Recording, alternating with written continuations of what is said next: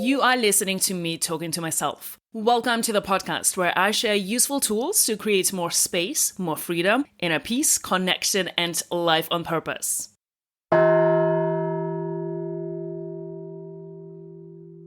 Possibility and imagination. In previous episodes, I've talked about past self, present self, and future self.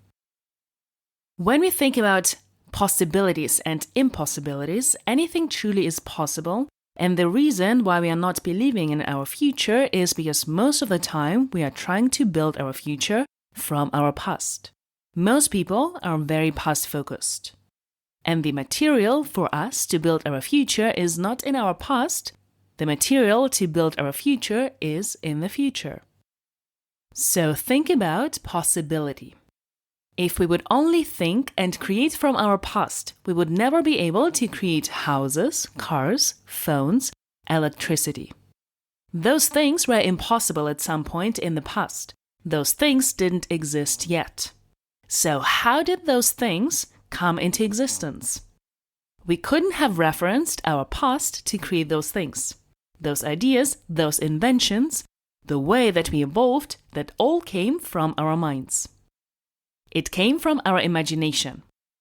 We imagined something better and different than we had, and then we went about creating it with no reference to our past to be able to do it.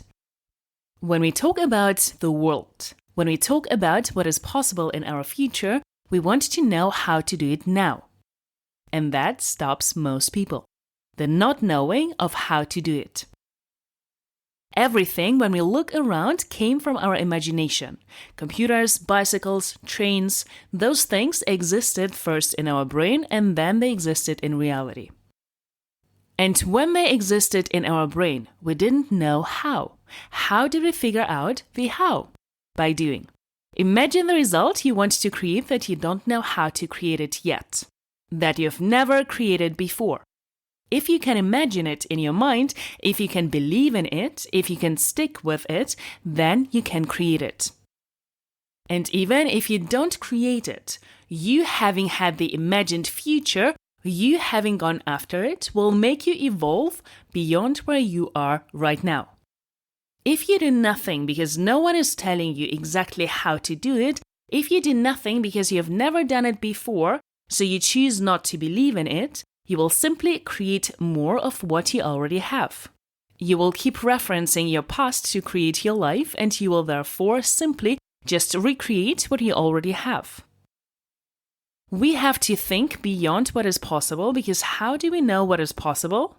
Most of us reference our past, or reference something we have already done, or something we're capable of, or something someone else has done to decide what is possible.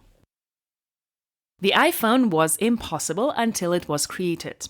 The whole time, right up until the point it exists, it is impossible. The imagination, the idea of it, that was impossible at that moment became possible because we evolved towards it. So when you know that, you start making friends with impossible. You start making friends with your imagination. You start making friends with bigger goals, and the way that you figure out how to do it is by doing it. By trying and figuring out why it didn't work. That's how we learn. And then you try something different. And eventually, as we are learning by doing, you end up creating. Most of us look outside of us for the answer, for the how. And if we want to create something new that has never been created before, there is no answer, and Google doesn't know the answer either. Because it's never been done before. Then, what do? We go out and try different things. Our thoughts create our feelings, which create our actions, which create our results. Our thoughts create our results. If we want to have a result that we have never had before, we have to think a thought that we have never thought before. So how do you believe something that you don't yet believe? You commit to believing it. When you find the thought that you need to have to get the result that you need to create, you may not believe that thought yet. But you can commit to believing it. You can start taking action from it. You can start visualizing it. You can live as if it is something you believe. Everything that you think can be your reality. It takes impossibility in order for something to be possible. When you first imagine that impossible thing, that is the beginning of making it possible. When you think about a possibility, you have created something that didn't exist before. Your future only exists in your mind, and you have now created something in your future that wasn't there before. Your future is your property. You get to do with it, in your mind, whatever you want. My future is in my own imagination. If our life is an interpretation of the world, it's the way we interpret our past, it's the way we interpret our future, and it's the way we interpret our present. So what we make things mean, that will actually create our reality. So when we use our imagination to create our future, we are also thinking thoughts that are creating emotions that will drive our actions. We imagine and visualize our future all the time. Right now, you can imagine what you're going to do tomorrow, and you can believe in that with certainty. You kind of know where you will be tomorrow, what time you will wake up, what you will do. But you don't know that that's true. But you're committed to believing it. It gives you a sense of certainty and security. But it doesn't really exist because it's in your future. It exists as an idea that you live into. If it's a brand new possibility, you will not know how to do it. You will not know exactly how you're going to get it done. You may have ideas, you may have plans, but more important than your plan needs to be your commitment to that end result. Because then when your plan doesn't work, you have other plans you can try. So many of us want to create a possibility in our future, but we want the security of knowing the plan. And then, when that plan doesn't work, we give up on our futures. We want directions, but where do the directions come from if it's never been done before? What worked for someone else might not work for us. So if we are committed to the result more than we are committed to the plan, we will get the result. Because otherwise, we will quit when the how doesn't work.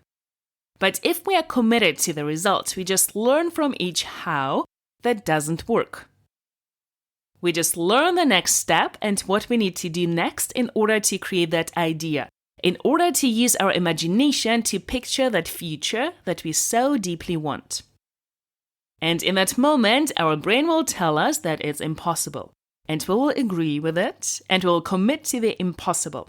And we will know that we will make it possible and that that is part of the game, to make the impossible possible. What's impossible is something we have never done before. And we make it possible by trying everything we can to get it done. And if for some reason we don't get there, we will be better in having had the dream, in having had the goal, in having had the momentum versus just always referencing our past as an excuse for not growing, for not living, for not evolving.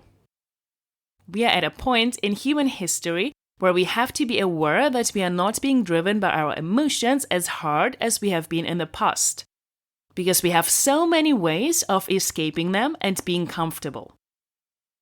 Set an impossible goal for yourself. Imagine a better future for yourself and be willing to feel the discomfort that will come with it.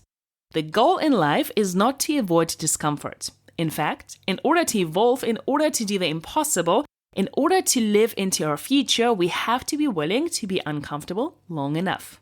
Think about what is in your imagination right now. Pay attention to your imagination. What you imagine for your life matters. And when you get to that place where you understand, wait a minute, I have this ability. Why am I dreaming so small? Why am I imagining things that are possible? Let's start imagining things that are bigger and impossible. What you imagine for your specific life is not better or worse than anyone else. What feels right and true to you is exactly what you're meant to do. Someone else may be meant to do something else with their life. They may be contributing in a different way. Stay focused on what's possible and impossible for you. We want to start identifying with ourselves from our future. We want to start practicing believing in that goal. We really want to generate the vision and the excitement and the emotion that comes from thinking in a way that is beyond our current capacity. Thinking in terms of impossibility. What is impossible now will be possible later. And this really expands our vision and requires us to think in a bigger way. And we always want to be asking our brains to think in a bigger way. The action that you're taking now will move you forward even if your results aren't there. Even if you're not getting the result you want yet. You're taking action towards your goal. And even though you're kind of failing because the results aren't there yet, you're still moving forward. And the truth is, if you just keep taking your next best action, the next thing that you know how to do, the next thing that you know how to figure out, all of those little steps will lead to the ultimate big step. Do you know what doesn't create the results we want? Quitting, giving up, saying it doesn't work. That does not get us the results we ultimately want. Saying that our impossible goal is impossible, and then stopping taking action will never get us there. What gets us there is continuously taking the next best action. I'm offering multiple yoga retreats this year. Go to my retreat website, envision-retreats.com, get inspired, book your spot, and join. See you there.